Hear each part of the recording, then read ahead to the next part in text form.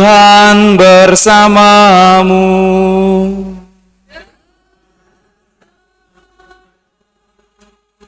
Inilah Injil suci menurut Markus.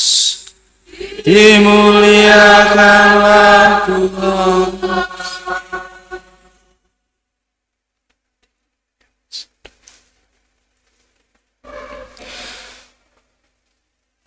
Pada suatu hari Yesus bersama murid-muridnya pergi ke desa-desa di sekitar Kaisarea Filipi. Di tengah jalan, Yesus bertanya kepada murid-muridnya, "Kata orang, siapakah aku ini?" Para murid menjawab, "Ada yang mengatakan Yohanes Pembaptis, ada juga yang mengatakan Elia. Ada pula yang mengatakan seorang dari para nabi." Yesus bertanya lagi kepada mereka, "Tetapi menurut kamu, siapakah aku ini?" Petrus menjawab, "Engkau adalah Mesias."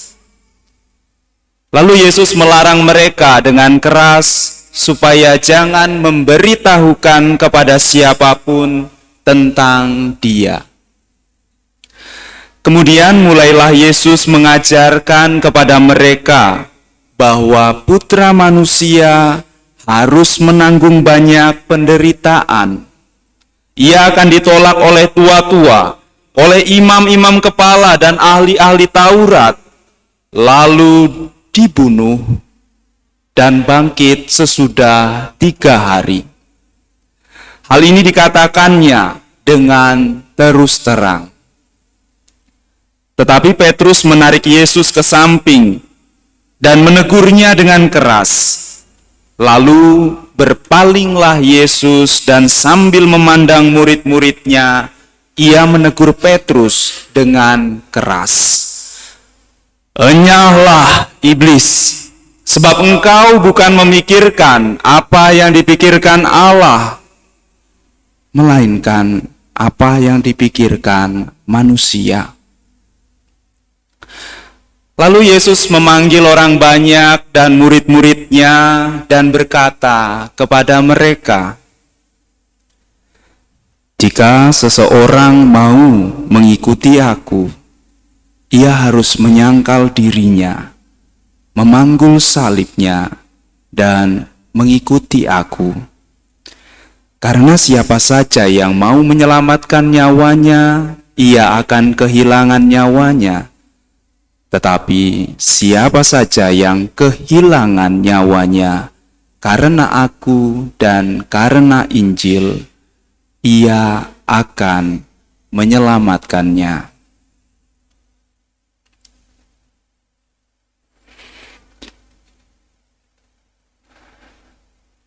Demikianlah sabda Tuhan. Terpujilah dengan kekuatan Injil suci ini dosa-dosa kami Dia.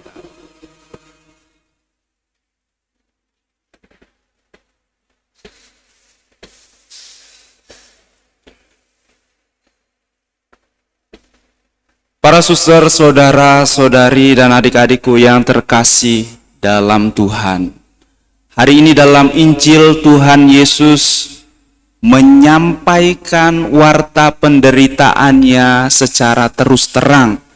Kalau biasanya Ia berkata-kata dengan perumpamaan, kali ini Yesus menyampaikannya dengan terus terang. Dan kalau dari 16 bab Injil Markus, warta ini berada di bab ke-8, sungguh-sungguh menjadi titik tengah, atau bisa saya katakan sebagai pusat. Kalau kita baca tafsir kitab suci, biasanya Markus itu dibagi 3. Dan inilah pusatnya, intinya, untuk mengantar pada kisah sengsara. Dan dikatakan dengan terus terang, artinya sungguh ini adalah pusat iman kita. Markus mau menunjukkan kepada kita bahwa Yesus adalah Sang Mesias, tetapi Sang Mesias yang menderita. Penderitaan Yesus itu bukan kiasan, penderitaan Yesus itu bukan umpama, tetapi sungguh-sungguh dialami. Dan dalam bacaan pertama dari kitab Nabi Yesaya,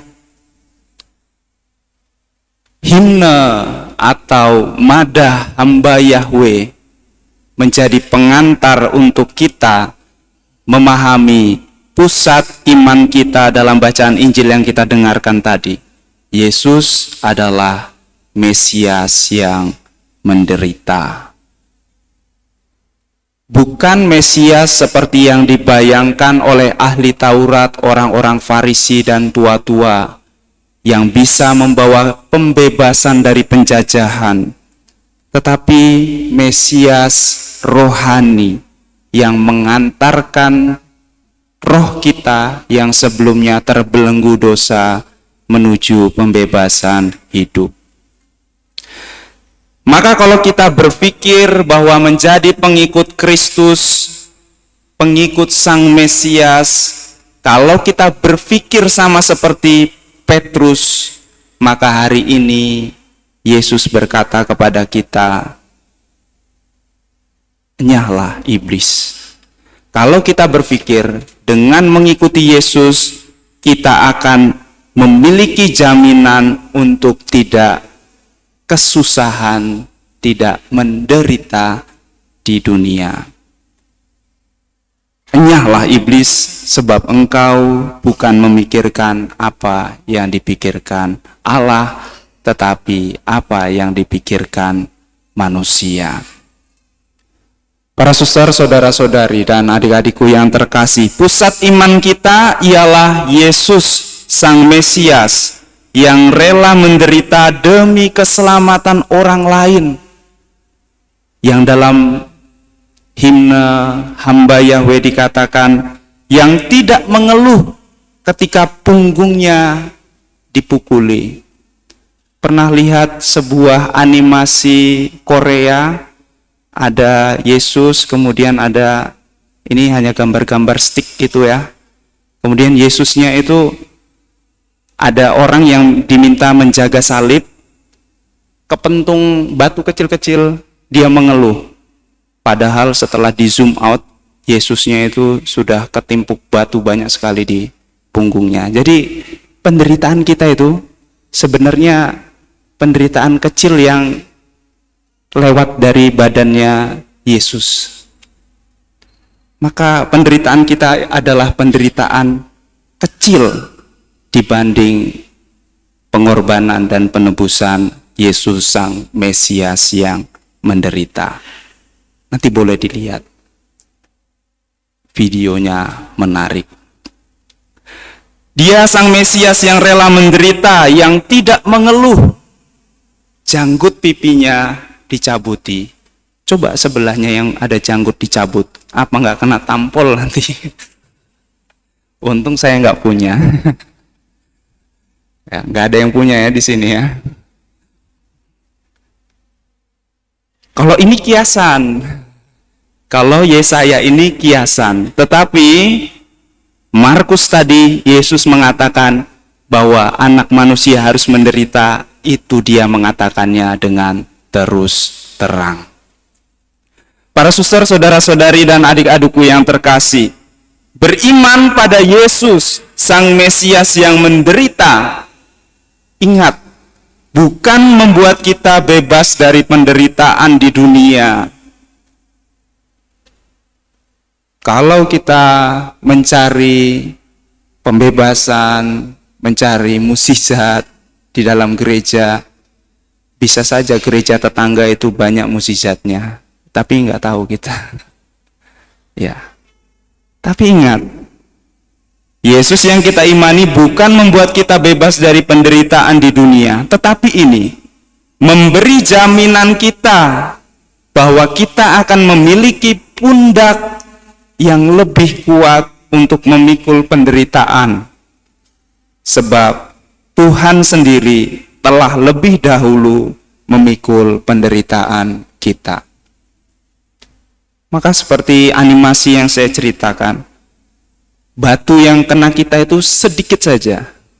Kemudian ada cerita lagi ketika seorang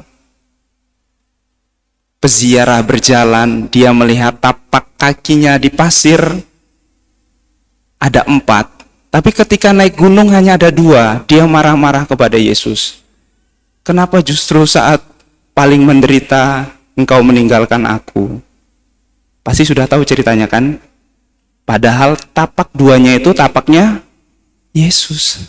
Kita digendong, tapi kita pikir tapak 2 itu tapak kita.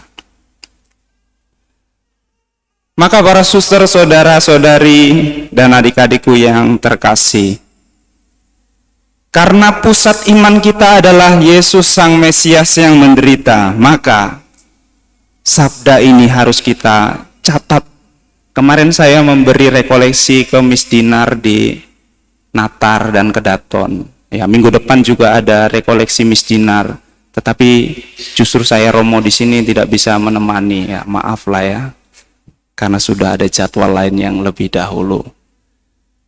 Ketika saya memberi materi itu begini saya seloroh. Ayo dicatat di jantung, dicatat di pankreas, dicatat di hati. Ternyata setelah diulangi mereka ingat. Maka sekarang dicatat di lambung ya.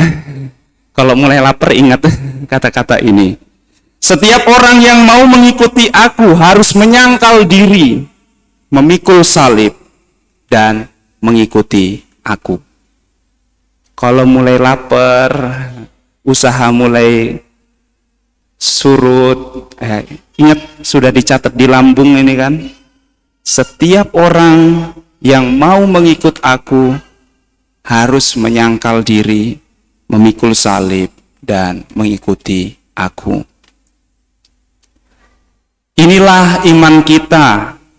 Dan mendengar perkataan Yakobus dalam bacaan kedua, apa yang sudah kita imani, kalau tidak kita buahkan dalam perbuatan, pada hakikatnya adalah mati. Maka hanya iman kiranya cukup aneh untuk kita. Iman harus disertai dengan perbuatan. Digambarkan oleh Yakobus dengan begitu indah. Kalau kamu beriman tapi tidak berbuat, sama seperti kamu ada orang kesusahan, kelaparan, lalu berkata, saudara selamat makan, tetapi tidak ada apa-apa di depannya. Maka karena kita beriman pada Mesias yang menderita demi orang lain, kita juga harus seperti dia, mengikuti dia, memikul salib bersama dia, dan kadang-kadang harus menyangkal kesenangan hidup kita. Kalau kita beriman pada Mesias yang menderita tetapi tidak mau pusing dengan penderitaan sesama, bodoh amat, ngomong doang, apalah artinya? Kita akan sama seperti penonton sebuah film biografi yang kagum dengan kisah hidup seorang yang hebat, tetapi kisah hidupnya itu tidak menghidupi dan tidak berdampak apapun pada diri kita. Dan orang-orang model ini sekali lagi oleh Yesus ditarik, ditegur, dan dengan keras ia mengatakan, "Enyahlah iblis, sebab engkau tidak menjalankan apa yang Allah kehendaki, tetapi hanya menjalankan apa yang kamu pikirkan sendiri." Semoga kita pulang dari sini merefleksikan kembali pusat iman kita, Yesus Sang Mesias yang menderita. Semoga Tuhan memberkati kita.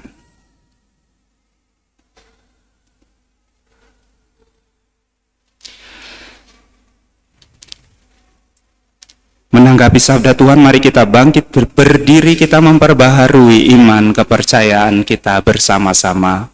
Aku percaya akan Allah,